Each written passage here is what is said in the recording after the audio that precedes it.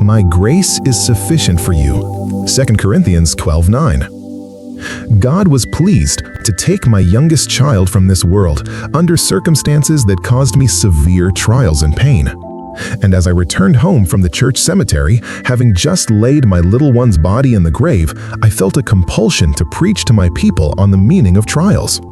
I found that the verse, "My grace is sufficient for you," was the text of next week's Sunday school lesson, so I chose it as my master's message to the congregation, as well as his message to me. Yet while trying to write the sermon, I found that in all honesty, I could not say that the words were true in my life.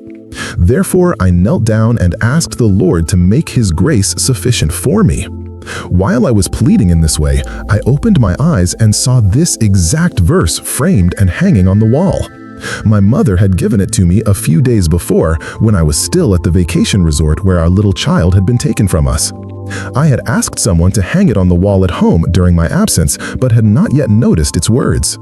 Now, as I looked up and wiped my eyes, the words met my gaze.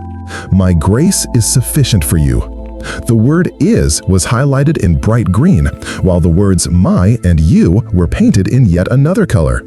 In a moment, a message flashed straight to my soul, coming as a rebuke for having prayed such a prayer as, "Lord, make your grace sufficient for me." His answer was almost an audible voice that said, "How dare you ask for something that is? I cannot make my grace any more sufficient than I have already made it. Get up and believe it, and you will find it to be true in your life." The Lord says it in the simplest way. My grace is, not will be or may be, sufficient for you. The words "my," "is," and "you" were from that moment indelibly written upon my heart. And thankfully, I have been trying to live in the reality of that truth from that day to the present time.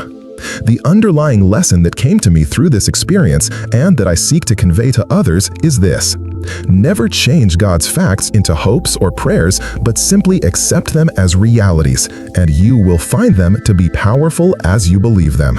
He giveth more grace when the burdens grow greater. He sendeth more strength when the labors increase. To added affliction he addeth his mercies. To multiplied trials his multiplied peace.